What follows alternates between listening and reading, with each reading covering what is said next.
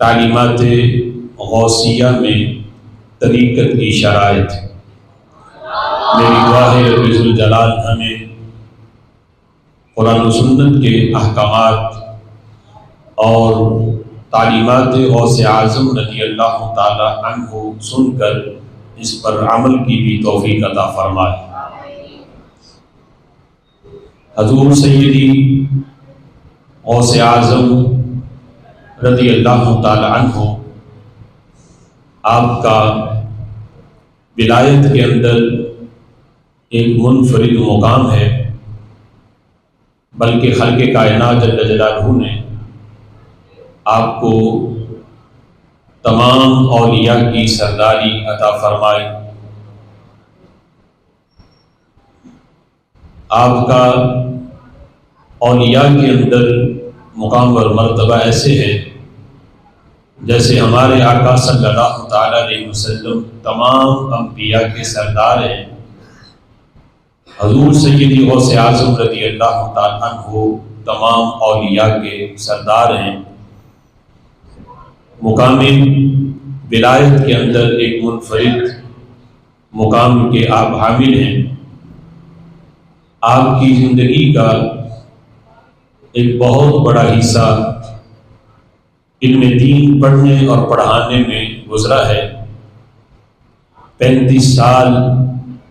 حضور سیدی غوث اعظم رضی اللہ تعالی عنہ نے قرآن و سنت کی تعلیمات دی اور دین کے احکامات سبکن لوگوں کو پڑھائے۔ وہ تعداد کے جنہوں نے باقاعدہ کلاس میں بیٹھ کر آپ سے دین سیکھا، آپ کے شاگردوں کی تعداد 1 لاکھ سے زائد ہے، اور جنہوں نے بعض کی مجلس میں بیٹھ کر آپ سے اسباق پڑھے ہیں اور دین سیکھا ہے، ان کی تعداد الگ ہے۔ یہ صرف مدرسے میں جنہوں نے درس نظامی کی صورت میں آپ سے اسباق پڑھے ہیں 35 سالوں میں، ان میں شاگردوں کی تعداد 1 لاکھ سے زائد ہے۔ اتنا بڑا فیض اس لحاظ سے حضور سیدی غوث اعظم رضی اللہ تعالی عنہ کو میسر ہے، اور پھر اولیاء کے اندر آپ کا مقام ایک سند کی حیثیت رکھتا ہے، تو اس لحاظ سے ضروری ہے کہ طریقت میں جو آپ کی تعلیمات ہیں اور طریقت کے لحاظ سے جو آپ کی تعلیمات کے اندر شرائط ہیں ان کو بیان کیا جائے، تاکہ پتہ چلے کہ حقیقی طور پہ پیر بننے کا اور طریقت کے مسند پر بیٹھنے کے لائق کون ہے۔ آج ہم معاشرے میں دیکھتے ہیں کہ بہت سی جال سازی اس لحاظ سے موجود ہے معاشرے کے اندر کہ کوئی جعلی پیر اور جعلی صوفیاء ہمارے معاشرے کے اندر بڑی کثرت کے ساتھ یہ پائے جاتے ہیں، تو ہمارے عام عوام ان کی شوکتہ بازیاں دیکھ کر ان سے متاثر ہوتے ہیں، اور حقیقی طور پر اللہ نے جن کو یہ مقام دیا ہے ان سے ہماری عوام دور ہوتی جا رہی ہے، اور جال سازی کے اندر عوام جو ہے وہ مبتلا ہے۔ یہ بات ذہن نشین رہے کہ نقل اس چیز کی بنتی ہے جس کی اصل ہو، اور جس کی اصل ہی نہ ہو اس کی نقل نہیں ہوتی۔ یعنی آج کوئی جعلی صوفیاء کو اور اس طرح کے ملنگوں کو دیکھ کر کوئی اہل طریقت پر اور جو صحیح معنوں میں اولیاء ہیں، صوفیاء ہیں، ان پر اعتراض نہ کرے۔ جس طرح آج وہ مرزا جہلمی، وہ جعلی پیروں اور جعلی جو بابے ہیں، ان کو ان کی جو تعلیمات ہیں یا ان کا جو کردار ہے اس کو دیکھ کر آج وہ بڑے بڑے اولیاء پہ طعن و تشنیع کرتا ہے۔ تو جو حقیقی معنوں میں صوفیاء ہیں، اولیاء ہیں، ان جال سازوں کو دیکھ کر ان پہ اعتراض نہ کیا جائے، اس لیے کہ اصل ہو تو پھر نقل بھی ہوتی ہے، اور پھر کوئی جتنے بڑے سٹیٹس پہ ہو اس لحاظ سے اس کی جعل سازی بھی اس لحاظ سے ہوتی ہے۔ اب دیکھو مارکیٹ کے اندر آپ کو 5000 کا نقلی نوٹ تو ملے گا، 1000 کا بھی ملے گا اور 500 کا بھی ملے گا، لیکن کبھی کسی نے 3000 کا نقلی نوٹ نہیں دیکھا ہوگا، یا 2000 کا نقلی نوٹ یا 700 کا نقلی نوٹ نہیں دیکھا ہوگا، اس لیے کہ ان کی اصل جو ہے وہ نہیں ہے۔ تو پتہ چلا کہ نقل اسی کی بنتی ہے جو اس کی اصل ہو۔ تو یہ جعلی پیر اور جعلی صوفی ان کا معاشرے کے اندر ہونا یہ اس چیز کی عکاسی کرتا ہے کہ خالق کائنات جل جلالہ نے حقیقی معنوں میں جو صوفیاء ہیں، اولیاء ہیں، اللہ تعالیٰ نے ان کو بھی معاشرے کے اندر رکھا ہے، اور خالق کائنات جل جلالہ نے انہیں بھی اونچا اور بلند مقام عطا فرمایا ہے۔ مقام اولیاء یہ اتنا اونچا مقام ہے اور اتنا اونچا منصب ہے کہ ایک خاکی انسان جس وقت ولایت کے اور طریقت کے تقاضوں کو پورا کرتا ہے، اور جو ان کے تقاضے ہیں وہ ساری شرائط پوری کر لیتا ہے، تو رب ذوالجلال پھر اس خاکی انسان کے بارے میں حضرت جبریل کو فرماتا ہے، اے جبریل اگرچہ تو نوریوں کا سردار ہے، لیکن میں تمہیں حکم دیتا ہوں کہ تو فلاں بندے سے تو پیار کر، اس لیے کہ میں بھی اس سے پیار کرتا ہوں۔ یعنی رب ہو کے حضرت جبریل امین کو حکم دیتا ہے، میں بھی پیار کرتا ہوں، اور جبریل تیرے نصاب کا بھی یہ حصہ ہے کہ تو بھی اس سے پیار کر، اور صرف تو ہی نہیں بلکہ تمام آسمانوں کے فرشتوں کو بھی میرا یہ پیغام دو کہ میں بھی پیار کرتا ہوں، تم بھی اس میرے ولی کو اپنا محبوب بناؤ۔ حضرت جبریل امین آسمان میں ندا دیتے ہیں، اور تمام آسمان کے فرشتے بھی اس اللہ کے ولی سے پیار کرتے ہیں۔ پھر میرے آقا فرماتے ہیں کہ فرشتوں کی جماعت زمین پہ اترتی ہے، وہ زمین کے جس چپے سے گزرتی ہے وہاں کے رہنے والے لوگوں کے دلوں میں اللہ کے ولی کی محبت کا بیج بوتے ہیں۔ یعنی پوری روئے زمین پہ اس وقت تک اس اللہ کے ولی کی پہچان اور اس کی محبت لوگوں کے سینوں میں اس وقت تک قائم نہیں ہوتی جب تک خود رب پیار نہ کرے، حضرت جبریل امین پیار نہ کرے، اور تمام آسمان کے فرشتے جب تک پیار نہ کریں۔ یہ سارے پیار کرتے ہیں تو پھر اللہ تعالیٰ عام مخلوق کے دلوں میں بھی اس ولی کی محبت کو اللہ پیدا فرما دیتا ہے۔ تو یہ اتنا بڑا منصب ہے۔ اب چونکہ منصب اتنا بڑا ہے تو اس کے تقاضے بھی اتنے بڑے ہیں۔ اب دیکھو آج معاشرے کے اندر اگر ہم دیکھیں تو کلرک بننا جو ہے یہ مشکل نظر آتا ہے، اور پیر بننا آسان نظر آتا ہے۔ یعنی ہر کلرک سمجھا جاتا ہے کہ یہ سب سے چھوٹی سیٹ ہے، حالانکہ کسی بھی چھوٹی سے چھوٹی کرسی اور منصب پر بیٹھنے کی بھی شرائط ہیں، اور اس کے بھی کچھ ڈیمانڈز ہیں کہ یہ چیزیں ہوں تو پھر وہ منصب ملتا ہے۔ لیکن افسوس کہ معاشرے نے ولایت کا اور پیر ہونے کا جو تقاضے ہیں وہ سارے بلا دیے۔ آج صرف جو ہے وہ معیار یہ سمجھا کہ جو جتنے زائد کپڑے پہن لے شاید وہ پیر ہے، یا جو ضروری کپڑے ہیں وہ بھی اتار دے تو وہ پیر ہے، جو ضرورت سے زائد بال بڑھا دے تو وہ پیر ہے۔ اس طرح کی جو حرکتیں کریں لوگ سمجھتے ہیں کہ جو زیادہ اس طرح کی حرکتیں کرے گا عجیب قسم کی تو لوگ اسے اتنے بڑے بابا سمجھتے ہیں اور اتنا بڑا پیر اسے سمجھتے ہیں، اور سمجھتے ہیں کہ اس کا درجہ ولایت میں بہت بڑا ہوا ہے۔ حالانکہ قرآن و سنت کی جو تعلیمات ہیں اور جو تعلیمات حضور سیدی غوث اعظم رضی اللہ تعالیٰ عنہ ہیں، اگر ان کے تقاضوں کو پورا کیا جائے تو یقیناً ولی وہ بنتا ہے۔ میرے آقا فرماتے ہیں جب صحابہ نے پوچھا محبوب اللہ کے ولی کی پہچان کیا ہے، تو حضور فرمانے لگے جسے دیکھ کے رب یاد آئے۔ جسے دیکھ کے رب یاد آئے وہ رب کا ولی ہے، جسے دیکھ کے اللہ کی معرفت حاصل ہو، خلق کائنات جل جلالہ کا قرب حاصل ہو، تو یہ اللہ کا ولی ہے۔ اب اس طرح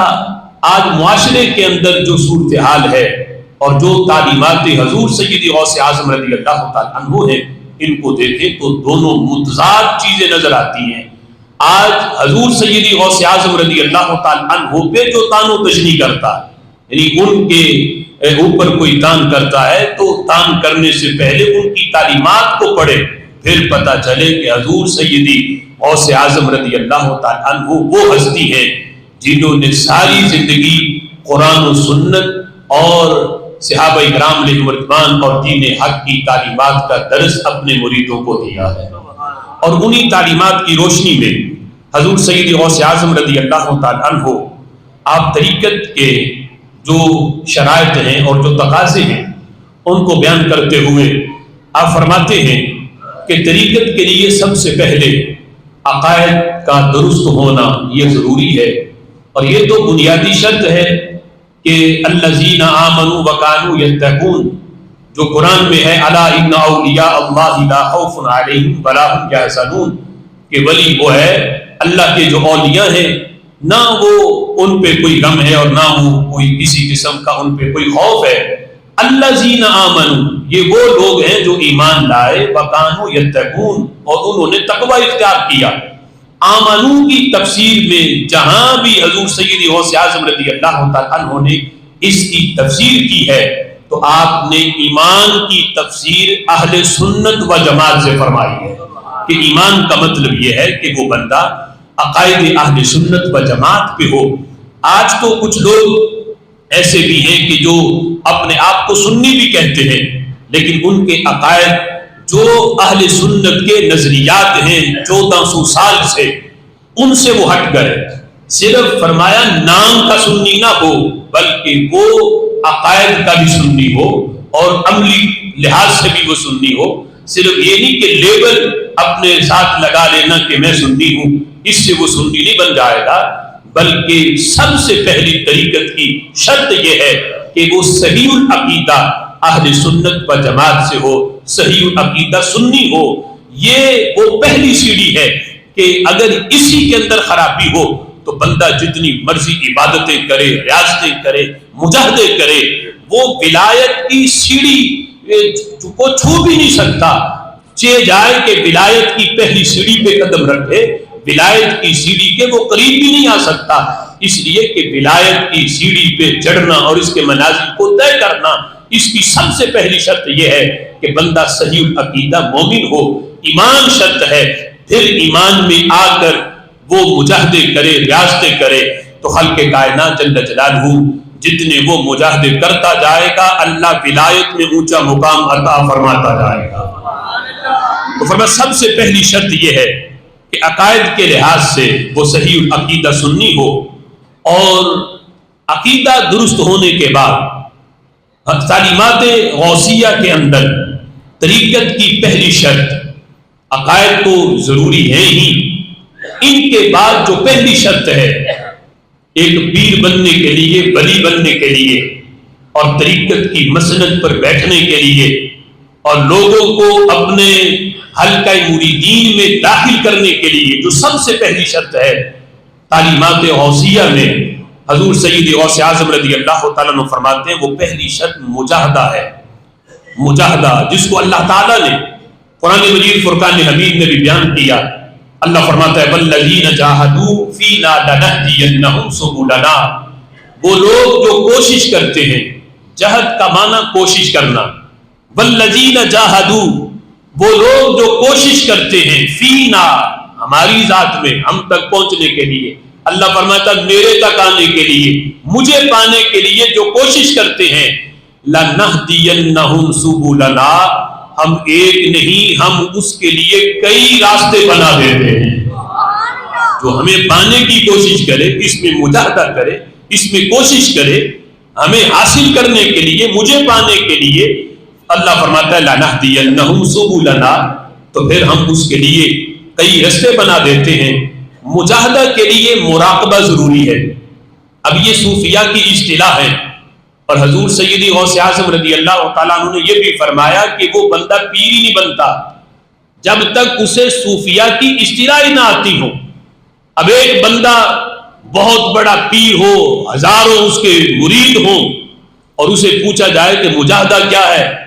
وہ کہے کہ میں اس سے بے خبر ہوں۔ وہ پوچھا جائے مراقبہ کیا ہے، مراقبے کی شرائط کیا ہیں، اب وہ ان ساری چیزوں سے بے خبر ہو، تو تعلیمات غوثیہ میں یہ ہے کہ وہ بندہ پیر بننے کے لائق ہی نہیں۔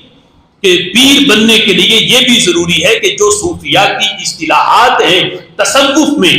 اسے ان اصطلاحات کا پتہ ہو مجاہدہ کیا ہے، پتہ ہو مراقبہ کیا ہے، پھر مراقبے میں کس کس چیز کا ہونا ضروری ہے۔ یہ ساری چیزیں جب پائی جائیں اور ان پہ پھر عمل بھی ہو، ان کا پتہ بھی ہو، پھر بندہ ولایت کے سیڑھیوں پہ چڑھنے کے بندہ قابل بن جاتا ہے۔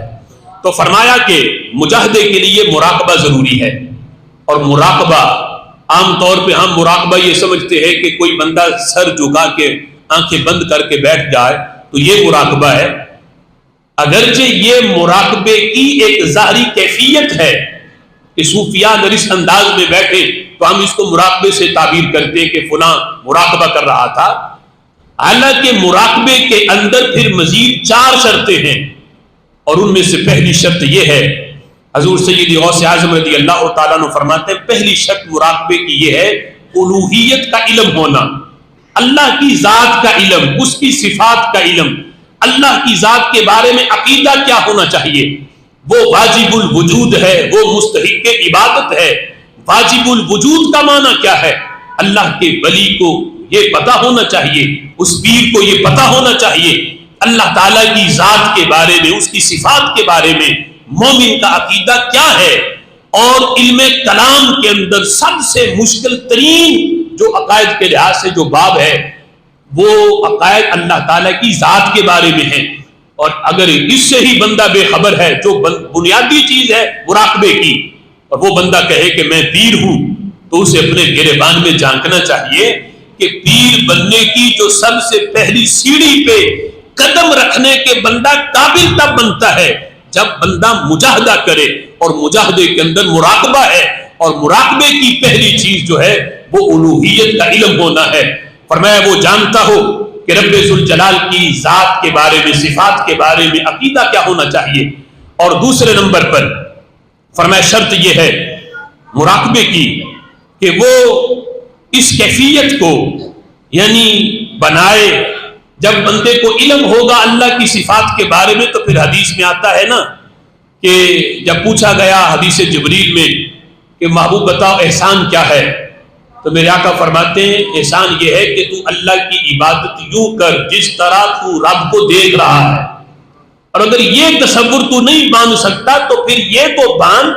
کہ اللہ تمہیں دیکھ رہا ہے۔ اور یہ کیفیت بندے کی تب پیدا ہوتی ہے جب بندہ اللہ کی صفات کے بارے میں علم ہو، الوہیت کا علم ہو، پھر وہ منزل آتی ہے کأنک تراہ،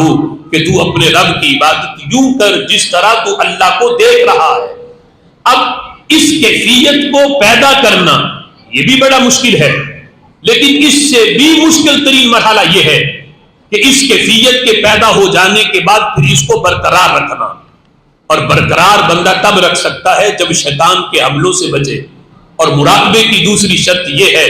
جسے قرآن نے عدو مبین کہا، عدو مبین، کہ تمہارا کھلا دشمن ہے۔ بندہ اس شیطان کو بھی پہچانے، اس کے حملوں کو بھی پہچانے، اور اللہ کا ولی وہ ہے کہ شیطان اگرچہ لاکھ پردوں میں چھپ کے بھی آ جائے، وہ کسی صوفی کسی ولی کے روپ میں بھی آ جائے، تو اللہ کا ولی پھر بھی پہچان لیتا ہے کہ یہ میرا ہمدرد نہیں، یہ میرا کھلا دشمن ہے جو صوفیہ کا روپ دھار کر میرے ایمان کو لوٹنے آیا ہے۔ اللہ کا ولی شیطان کو لاکھ پردوں میں بھی وہ چھپ جائے پھر بھی وہ پہچانتا ہے، اور جسے اپنے دشمن کا ہی پتہ نہ ہو اور وہ مسند طریقت پہ بیٹھ جائے تو فرمایا وہ بندہ اس کے اہل نہیں، اس کے لائق نہیں، اس لیے کہ اس کیفیت کا کہ وہ اللہ تعالیٰ کو دیکھ رہا ہے یا اللہ اسے دیکھ رہا ہے، اس کیفیت کو برقرار رکھنے کے لیے شیطان کے حملوں سے بچنا یہ ضروری ہے، اور بندہ بچے گا تب جب اپنے دشمن کو پہچانتا ہو۔ اور تیسری شرط کو بیان کرتے ہوئے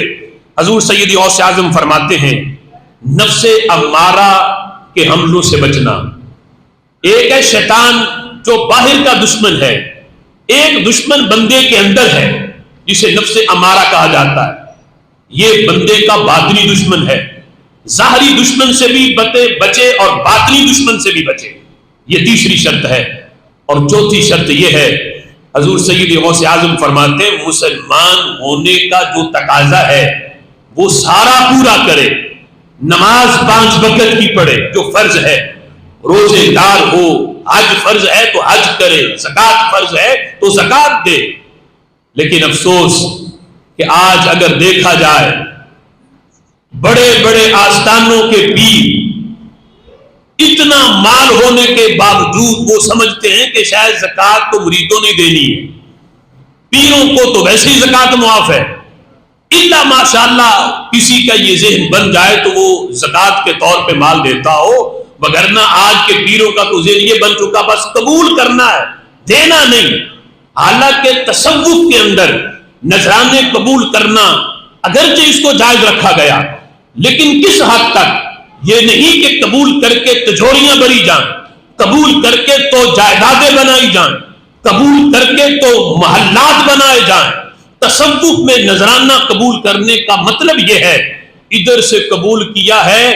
شام ہونے سے پہلے پہلے اسے دے بھی دیا جائے، رات بھی وہ مال اس کے پاس نہ، رات بھی نہ گزرے کہ دن کو اگر آیا ہے سونے سے پہلے پہلے اللہ کے راستے میں دے دے، امیروں سے نذرانے وصول کرے، غریبوں میں بانٹے۔ یہ ہے تصوف کے اندر نذرانہ قبول کرنے کا جو مقصد اور حقیقت، یہ نہیں کہ قبول کرتا جائے اور تجوریاں بھرے۔ کوئی غریب مرید آ کے یہ کہتا ہے پھرے پیر صاحب میرے لیے دعا کرے، حالات بڑے خراب ہیں، تو پیر صاحب بس ہاتھ اٹھا دیں، اور یہ پتہ ہی نہ ہو کہ اگر ایک بندہ میرے پاس 2-4 مرتبہ آ گیا ہے تو میں ہی اپنے جو تھوڑی سی جیب ہے اس کو ڈھیلا کر دوں، اور اگر اتنے نذرانے وصول کیے ہیں تو جو دینے والے ہیں سارے دینے والے نہیں ہوتے، کوئی لینے والا بھی ہوتا ہے، تو چلو اگر وصول کیے ہیں تو کسی کو میں دے بھی دوں۔ لیکن اللہ ماشاءاللہ آج اگر ہم اپنے اطراف کے اندر نظر دوڑائیں تو دور دور تک ہمیں یہ چیز نہیں نظر ہی نہیں آتی، بلکہ صورتحال یہ ہے کہ غریب مرید بیچارے لائن میں لگ لگ کے تھک جاتے ہیں پیر کو مسافہ کرنے کے لیے، لیکن پیر صاحب بھی مسافہ اس سے کرتے ہیں جس کے ہاتھ میں کوئی بڑا نوٹ ہو، اس کے ساتھ مسافہ بھی پھر 3 مرتبہ ہاتھ گھما گھما کے مسافہ ہوگا، اور جس بیچارے کا ہاتھ خالی ہے اس میں بڑی مشکل سے 2 انگلیں جو ہیں وہ پیر کی مرید کے ہاتھ کو چھوئیں گی۔ یہ صورتحال ہے آج۔ حالانکہ تصوف کے اندر اگرچہ نذرانے قبول کرنے کی اجازت ہے، لیکن حقیقت یہ ہے امیروں سے لیے جائیں، غریبوں میں بانٹے جائیں، یہ ہے تصوف کے اندر نذرانہ وصول کرنے کی حقیقت۔ تو فرمایا کہ چوتھی شرط یہ ہے کہ جتنا بھی مسلمان ہونے کا نصاب ہے وہ سارا بندہ پورا کرے۔ حضور سیدی غوث اعظم رضی اللہ تعالیٰ عنہ فرماتے ہیں، آپ فرماتے ہیں حدیث پاک کے اندر آتا ہے نا، آج تو لوگ جو ہیں وہ بابے کچھ یہ کہتے ہیں، کہا جائے نا کہ تمہارا پیر تو نماز ہی نہیں پڑھتا، تم نے اس کی بیعت کی ہوئی ہے، تو جاہل مرید کہتا ہے آپ جو ہے یہاں پڑھتے ہو، میرے پیر تو مکے میں پڑھتے ہیں، اور آپ 5 وقت کی پڑھتے ہو، میرا پیر تو ہر وقت وہ نماز میں ہوتا ہے۔ اور یہ باقاعدہ یہ چند دن پہلے ایک جاہل بابے کا ایک جو ہے نا وہ بندہ انٹرویو کر رہا تھا، تو وہ کہہ رہا تھا کہ نمازیں 5 ہیں، تم کتنی پڑھتے ہو؟ وہ کہتا ہے میں 5 میں سے ایک بھی نہیں، جو تم پڑھتے ہو، نہ میں 3 پڑھتا ہوں، نہ 2 پڑھتا ہوں، نہ 5 پڑھتا ہوں، میں تو ہر وقت نماز میں ہی ہوتا ہوں، میں نے تو ہر وقت نماز قائم کی ہوئی ہے۔ اب دیکھو کتنا شریعت کے ساتھ سخت مخالفت ہے اور دین کی دھجیاں اڑائی جا رہی ہیں،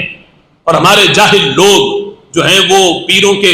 قدم بوسی کرنے تک ایسے بابوں کے جو ہیں وہ پڑے ہوئے ہیں، اور غیر یہی چیزیں دکھا کے کہ دیکھو یہ بابا نماز کی مخالفت کرتا ہے، اور جاہل قسم کی امام جو ہے اسے مطلب کتنا بڑا بابا سمجھا ہوا ہے اور کتنا بڑا پیر سمجھا ہوا ہے، اور وہاں اس نذرانے جو ہیں وہ چڑھائے جا رہے ہیں۔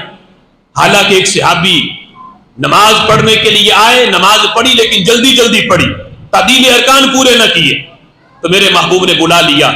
فرمایا ارجع فصلی فإنک لم تصلی، اے صحابی نماز دوبارہ پڑھو، اس لیے کہ تو نے نماز پڑھی ہی نہیں۔ حالانکہ انہوں نے رکوع بھی کیا، سجدے بھی کیے، لیکن حضور فرمایا تو نے نماز پڑھی نہیں۔ وہ پھر گئے، جا کے پھر پڑھی، پھر جلدی جلدی پڑھ لی، تعدیل ارکان نہ کیے۔ تعدیل ارکان یہ ہوتا ہے کہ ہر رکن کو اطمینان سے ادا کرنا، یعنی اگر رکوع کیا ہے تو رکوع میں بندہ ٹھہر جائے، جو حرکت پیدا ہوئی ہے قیام سے رکوع میں آنے کی وہ ایک بار ختم ہو جائے،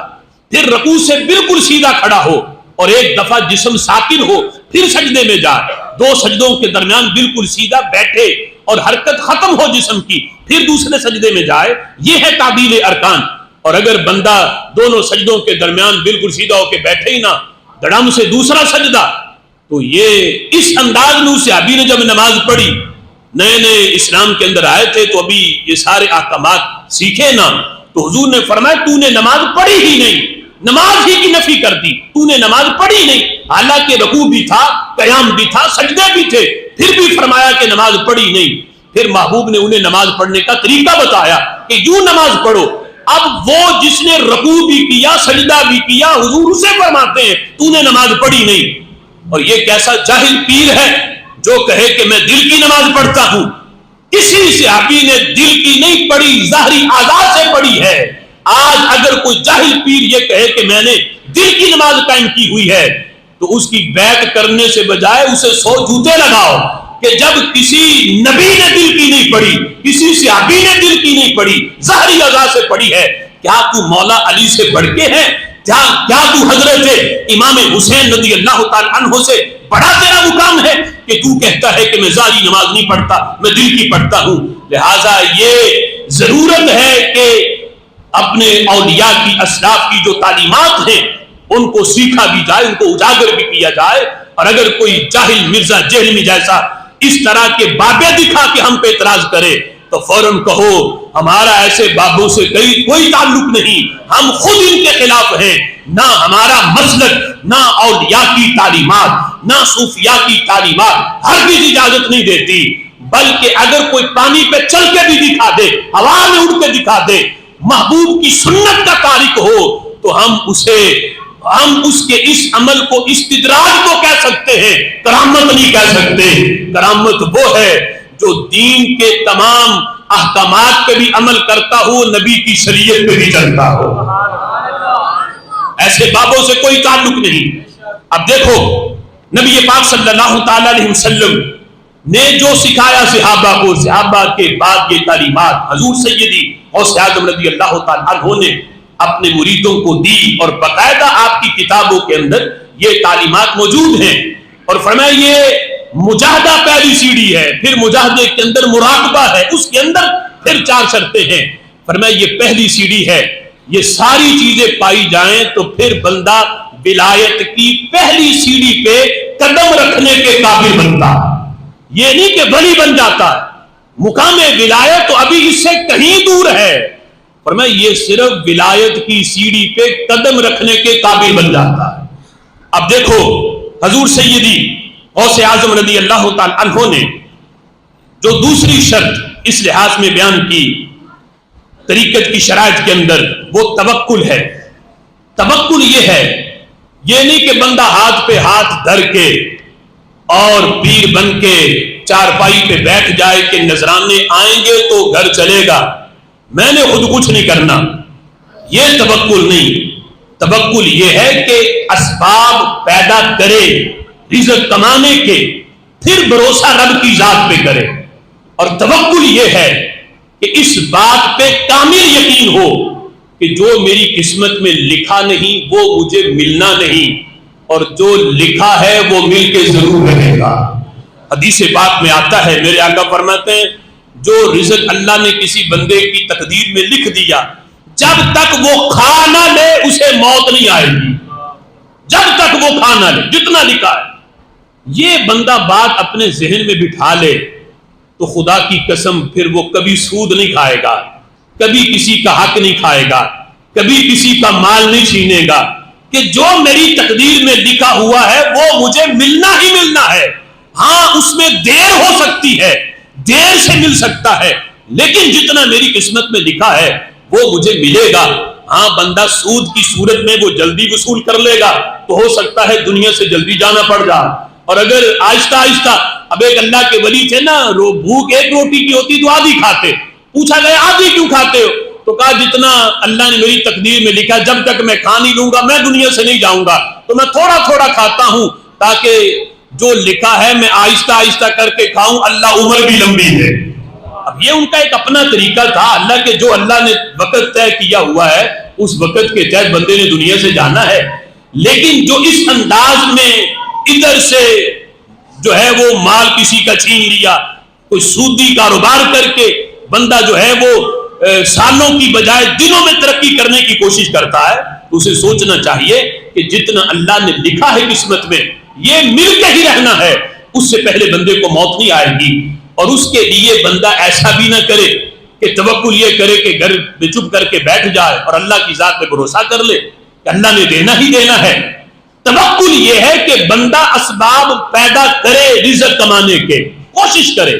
پھر اللہ کی ذات پہ بھروسہ کرے۔ میرے آقا فرماتے ہیں پہلے اونٹنی کو، اس کی مہار کو کسی جو ہے وہ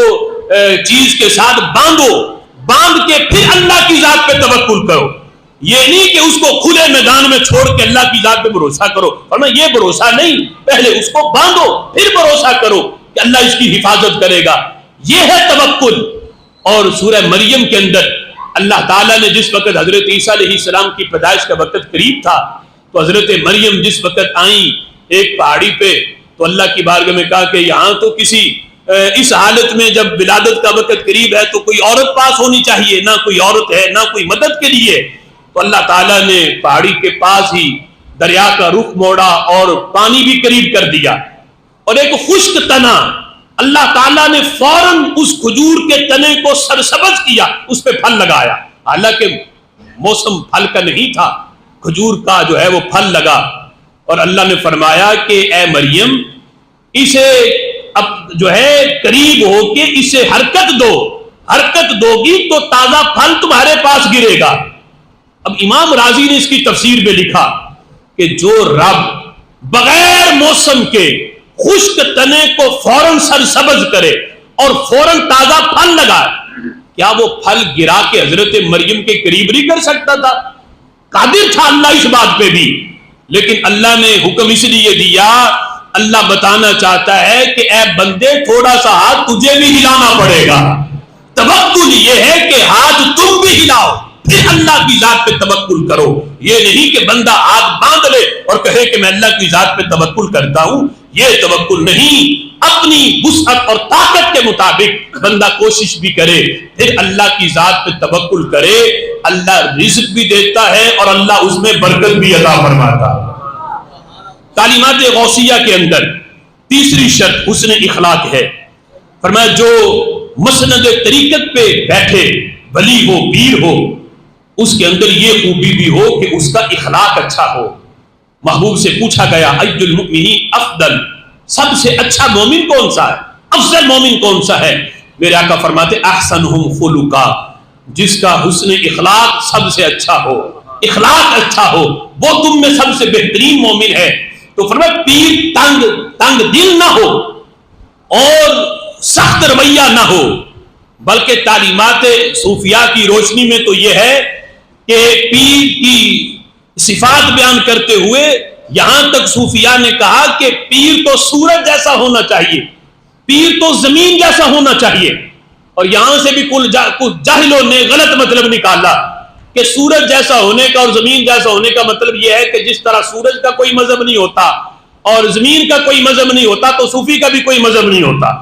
جس طرح سورج مکلف نہیں، سورج پہ نماز نہیں تو صوفی پہ بھی نماز نہیں، زمین پہ نماز نہیں تو صوفی پہ بھی کوئی نماز نہیں۔ تو کچھ لوگوں نے مطلب یہ نکالا، حالانکہ مطلب یہ ہے سورج جیسا ہونے کا کہ جس طرح سورج چمکتا ہے تو وہ تفریق نہیں کرتا، جتنی روشنی بادشاہ کے محل میں ہے اتنی روشنی غریب کی کٹیا میں بھی ہے۔ زمین لیٹی ہوئی ہے بادشاہ کے قدموں کے نیچے بھی اور ایک فقیر کے قدموں کے نیچے بھی، یہ زمین کی عاجزی ہے۔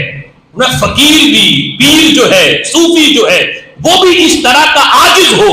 یہ نہیں کہ بڑے بڑے عہدے داروں سے تو جھک جھک کے ملے اور سلامی پیش کرے اور غریبوں کے سامنے اکڑ جائے, ان سے ہاتھ ملانا بھی پسند نہ کرے. فرمایا ایسا بندہ طریقت کی بصیرت پہ بیٹھنے کے لائق نہیں. وہ سورج جیسا ہو, جس طرح سورج کی روشنی یہ تفریق نہیں کرتی, وہ ہر جگہ پہ سورج اپنی روشنی دیتا ہے اور زمین ہر ایک کے قدم کے نیچے لیٹی ہے, عاجزی کرتی ہے. فرمایا یہ دو صفات جس کے اندر ہوں وہ بندہ پیر بننے کے لائق ہے, وہ بندہ طریقت کی مسلط پہ بیٹھنے کے لائق ہے. تو فرمایا کہ اس کا حسن اخلاق جو ہے وہ اچھا ہو تو وہ بندہ پیر بنتا ہے. لہذا آج اس جال سازی کے دور میں بہت سے ریڈی میڈ صوفی اور بہت سے ریڈی میڈ پیر ہمارے معاشرے کے اندر موجود ہیں, اور پہچان کی صورت یہ ہے ان کی شوبدہ بازیاں نیٹ پہ بڑے بڑے اس طرح کی شوبدہ بازیاں موجود ہیں. کوئی آنکھوں سے کیل نکال رہا ہے تو کوئی منہ سے کیل نکال رہا ہے. یہ شوبدہ بازیاں بڑے دکھائیں گے, اور ہم نے معیار ولایت کا ان شوبدہ بازیوں کو سمجھ لیا. اس جاہل کے لمبے بال کہ جو شریعت کی حدود کو کراس کر رہے ہیں وہ ہمیں نظر نہیں آتے, اور اس جاہل کا جو ظاہری شکل و صورت ہے کہ وہ داڑھی جو ہے ایک مشت ہونی چاہیے, یہ چیزیں ہم بھول گئے کہ یہ تو بنیادی چیزیں ہیں پیر بننے کے لیے اور ولی بننے کے لیے. یہ شوبدہ بازیاں تو عیسائی بھی کر لیتے ہیں, یہودی بھی کر لیتے ہیں, یہ جادوگر بھی کر لیتے ہیں. کیا قرآن کے اندر حضرت موسیٰ علیہ السلام کا وہ قصہ نہیں پڑھا کہ بڑے بڑے جادوگر تھے اس دور کے اندر, تھے غیر مسلم, حضرت موسیٰ کے مخالف تھے ان کے مقابلے میں آئے. یہ ساری شوبدہ بازیاں تو قرآن سے ثابت ہیں اور اللہ کے نبی کے مقابلے میں پیش کی گئی. اور آج ان شوبدہ بازیوں کو کہ آنکھ سے کیل نکل رہے ہیں, منہ سے کیل نکل رہے ہیں, اور بندہ کہے کہ جو بندہ یہ کام کرے یہ بندہ جو ہے بہت بڑا پیر ہے, اس سے بڑا تو پیر ہی کوئی نہیں. لہذا آج حق کو پہچاننے کا معیار یہ ہے ان کی شوبدہ بازیوں پہ نہ جانا, تعلیمات غوث اعظم کو سامنے رکھو. جو ان تعلیمات پہ پورا اترے سمجھ لو یہ بندہ اللہ کا ولی ہے, اور اگر ان تعلیمات سے ایک انچ بھی کوئی ہٹ جائے تو وہ بندہ اللہ کا ولی نہیں ہو سکتا. حضور سیدی داتا گنج بخش علی حجویری رحمت اللہ علیہ نے کشف المحجوب کے اندر ایک مثال سے سمجھایا. کہتے ہیں بہت بڑے اللہ کے ولی تھے حضرت علی الخواص, بہت بڑے اللہ کے ولی. اعلیٰ حضرت نے بھی فتاوی رضوی میں ان کا ذکر کیا. تو وہ سفر پہ جا رہے تھے تو کوئی شخص آیا تو اس نے کہا کہ حضرت میں بھی آپ کی صحبت میں چند دن رہنا چاہتا ہوں. تو آپ نے اپنی جو ہے وہ چونکہ الگ رہنے کی ایک کیفیت تھی تو کہا کہ میرے ساتھ رہنا بڑا مشکل ہے, جان چھڑائی, لیکن اس نے کہا کہ میں ساری مشکلیں برداشت کروں گا. آپ نے مراقبہ کیا تو مراقبے سے پہچان گئے کہ یہ بندہ مومن نہیں. تو فرمایا کہ تو بندہ مجھے مومن نہیں لگتا. اس نے کہا کہ ہاں میں نصرانی ہوں, مومن نہیں ہوں, لیکن میں آپ کی صحبت میں چند دن رہنا چاہتا ہوں. قبول کر لیا. سفر کرتے گئے, کبھی پتے کھا کے گزارا کیا, کبھی ایک دو نوالے کھانے کے مل جانے. 8 دن گزر گئے. کھانا نہ کھانے کی وجہ سے وہ جو نصرانی تھا اس کا جسم کپ کپانے لگا. جب جسم کے اوپر کپ کی بھی طاری ہوئی تو اس نے حضرت علی الخواص سے کہا کہ آپ دعا مانگو, آپ کا رب جو ہے, آپ اللہ کے ولی ہو, وہ کھانے کا کوئی انتظام کرے. تو حضرت علی الخواص سجدے میں سر رکھا اور اللہ کی بارگاہ میں دعا مانگی, اے اللہ اگر تو نے کھانے کا بندوبست نہ کیا تو یہ بندہ دین اسلام سے بدزن ہو جائے گا کہ اللہ اپنے اولیاء کی بات ہی نہیں سنتا, مانتا ہی نہیں, تو یہ دین اسلام سے بدزن ہوگا. ہو سکتا ہے کہ تو اگر کھانا بھیجے تو یہ دیکھ کے دین اسلام کی طرف آ جائے. اللہ میری لاج رکھ لینا. یہ دعا مانگ کے بھی سر نہیں اٹھایا, آسمان سے اللہ نے ایک جو ہے وہ طباق اللہ تعالیٰ نے کھانے کا اتارا جس میں 2 شربت کے پیالے اور 2 روٹیاں تھیں. وہ کھانا کھایا, پھر سفر شروع ہوا. پھر 8 دن گزرے, پھر یہ کیفیت بنی. تو علی الخواص جو ہیں انہوں نے کہا کہ اس نے پھر مجھ سے کہنا ہے. تو پتہ نہیں ہر مرتبہ تو یہ حالت اس طرح ایک طرح کی نہیں ہوتی. تو آپ نے اس کے کہنے سے پہلے اس کو کہہ دیا کہ تم بھی تو عیسائیوں کے بہت بڑے پادری ہو, اب تم اپنے رب سے رابطہ کرو کہ اللہ تمہارے کہنے پہ کوئی کھانے کا بندوبست کرے۔ تو اس نے بھی سجدے میں سر رکھا، اور تھوڑی دیر کے بعد علی الخواص کہتے ہیں میں سوچ رہا تھا بھلا اس کے سجدے میں سر رکھنے سے کیا ہونا ہے، یہ سجدے میں سر رکھ کے دعائیں مانگ رہا ہے، بھلا اس کے کہنے سے کیا ہونا ہے۔ کہتے ابھی اس نے سجدے سے سر نہیں اٹھایا، آسمان سے ایک طباق اترا جس میں 4 شربت کے پیالے اور 4 روٹیاں تھیں۔ اب اس نے 2 پیالے میری طرف کر دیے، 2 اپنی طرف کر لے، 2 روٹیاں میری طرف، 2 اپنی طرف۔ تو میں نے کہا، علی الخواص کہتے ہیں میں پریشان ہو گیا کہ یہ کرامت تو ہو نہیں سکتی، کرامت کے لیے ایمان شرط ہے۔ اب دیکھو، یہ روایت سنانے کا مقصد یہ ہے کہ اگر اس طرح کی شوبدہ بازیاں دیکھو تو سب سے پہلے یہ دیکھو کہ بندہ مومن بھی ہے یا نہیں۔ لوگ عیسائیوں سے بھی جو ہے وہ اس طرح متاثر ہو جاتے ہیں اس طرح کی چیزیں دیکھ کے، تو یہ دیکھو کہ مومن بھی ہے کہ نہیں۔ تو علی الخواص کہتے بندہ مومن تو یہ کرامت تو ہو نہیں سکتی، ہاں استدراج ہے یہ، اور استدراج یہ ہے کہ جو کافر کے ہاتھ پہ، غیر مسلم کے ہاتھ پہ کوئی اس طرح کی خلاف عادت بات ہو تو وہ کرامت نہیں، استدراج ہے، جادو ہے۔ تو میں یہ استدراج کا کھانا ہے، میں نہیں کھاتا۔ تو وہ عیسائی پادری کہنے لگا علی الخواص کھا لے، یہ استدراج کا نہیں، یہ کھا لو، اور تمہیں 2 مبارکیں ہوں۔ ایک مبارک یہ کہ تم اللہ کے سچے ولی ہو،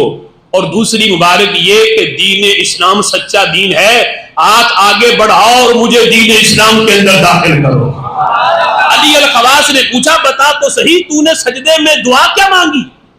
تو وہ پادری کہنے لگا میں نے سجدے میں سر رکھ کے اللہ کی بارگاہ میں عرض کی، اے اللہ اگر دین اسلام سچا دین ہے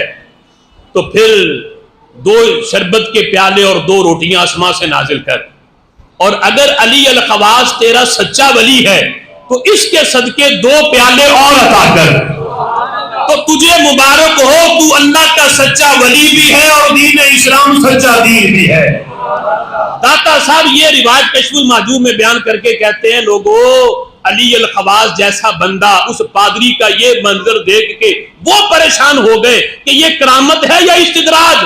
تو عام بندے کی صورتحال کیا ہوگی؟ لہذا کوئی تمہیں ہوا میں چل کے، اڑ کے، پانی پہ چل کے دکھا لے، اس کو کرامت نہ سمجھو۔ اگر وہ شریعت کا تارک ہے تو یہ استدراج ہے، کرامت تب ہے جب وہ شریعت محمدی پہ بھی عمل کرتا ہو، نبی کی سنت پہ بھی چلتا۔ اللہ تعالیٰ ان تعلیمات پہ عمل کی توفیق عطا فرمائے۔